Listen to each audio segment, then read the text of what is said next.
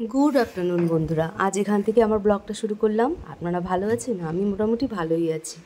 তো আমাদের এখানে খুব মেঘ করেছে, জায়গায় জায়গায় বৃষ্টি হচ্ছে। আমি আর বোন ইন্টারন্যাশনাল ব্যাংকে একটা কাজের জন্য যাচ্ছি। প্রাইভেট ব্যাংক অ্যাকাউন্ট বানানো খুব দরকার হয়ে পড়েছে। এসবিআইতে রয়েছে, তাও আরও একটু কিছু দরকার হয়ে পড়েছে। তো সব কিছু তো শেয়ার করা যায় না। তো খুব বৃষ্টি হচ্ছে, একটা গাছের নিচে দাঁড়িয়ে আছি বোন আর আমি। কী করবো বলুন, এত বৃষ্টি শুরু হয়ে গেছে। তারপরে আমরা চলে গেছিলাম সাইবারে বাচ্চাটা খুব সুন্দর ছিল, আমার বাবু এরকমই ছিল, তো খুব ভালো লাগলো ওকে দেখে। তো আমরা দুজন মিলে বসেছিলাম প্রায় 3টে। তারপরে বেরিয়ে আবার সেই বৃষ্টির কবল, আবার সেই বৃষ্টি, দুজনে ভিজে ভিজে আসছি, বেশ ভালো লাগছিল। ঘরে এসে দেখছি সেই বারুইপুরের একটা পেয়ারা গাছে পেয়ারা হয়েছে। তো পেয়ারাটা আমি তুলে নিলাম, যে থাক ভাত টাত খেয়ে খাবো।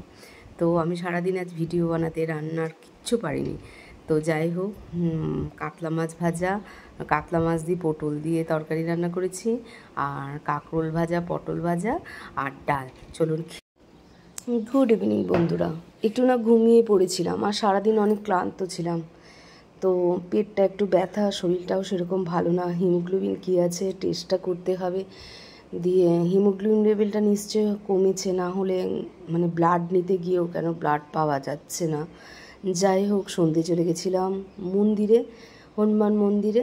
তো প্রদীপ সব এই দোকানটাতেই পাশে পাওয়া যায়, কিনে নিয়েছি। দিয়ে যে আমি পুজো করে নিয়েছি, একটা লাড্ডু দিয়েছে আমার হাতে, আর আমার প্রসাদগুলো বলেছি সবাইকে দিয়ে দেবেন। আর জীবনে যতদিনই বাঁচবো একটু ভালোভাবে বাঁচতে চাই। মন্দিরে মন্দিরে যাই, আমার ভালো লাগে না কিছুই যেন। যাই হোক, পুজো করেছি, এখানে আসলে আমার একটু ভালো লাগে। তো কর্পূর, আপনারা যদি মন্দিরে যান অবশ্যই কর্পূর জ্বালাবেন, এটা খুব দরকার। তো যাই হোক, ওয়েট করছি, ভাইজিরা আসবে, তো চলে এসছে। তো এটা হচ্ছে আমাদের মন্দির। তো পুজো হয়ে গেছে, চলুন এক জায়গায় আজ আপনাদের নিয়ে যাই। ব্লগে কি বলেছে দাসবাবু? কিছু বলেনি, চুপ করে। গিনি গিনি, এই শোন, গিনি খেয়ে বলতে কেমন টেস্টি।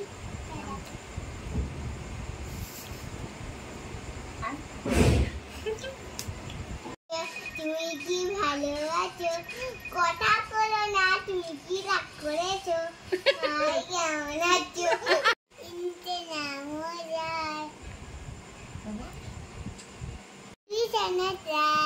চুরি চাটা চুরে তেরি আই ছিল তেম কি চুলাবি সারারা গোলাপি সারারা।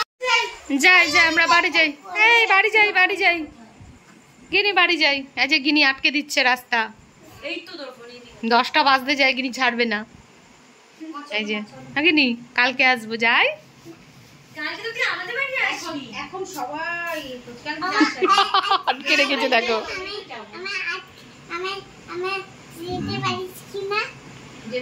যেতে পারিস কিনা চ্যালেঞ্জ।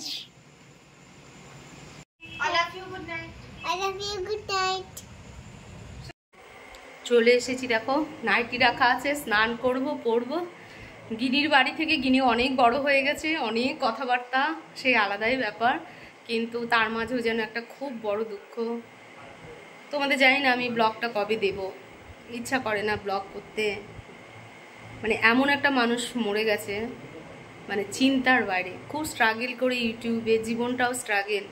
একটা ছেলেকে বিয়ে করেছিল, ভালো ছিল, এরকমভাবে মারা যাবে সত্যি আমি নিজেও বুঝতে পারিনি।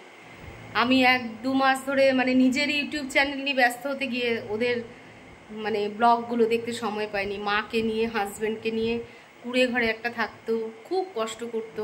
এই সবে এরা ভাইরাল হচ্ছিল, কার নজর লেগে গেল যেন, মরে গেল। কীভাবে মরে গেল আমরা নিজেরাও বুঝতে পারলাম না। আমি তো অবাক যখন দেখলাম। আমি পোস্ট করি, দেখবে ওই চ্যানেলটা গিয়ে সাবস্ক্রাইব করবে, দেখবে, ওদের পাশে থাকবে তোমরা। তো শুভরাত্রি। I love you, good night.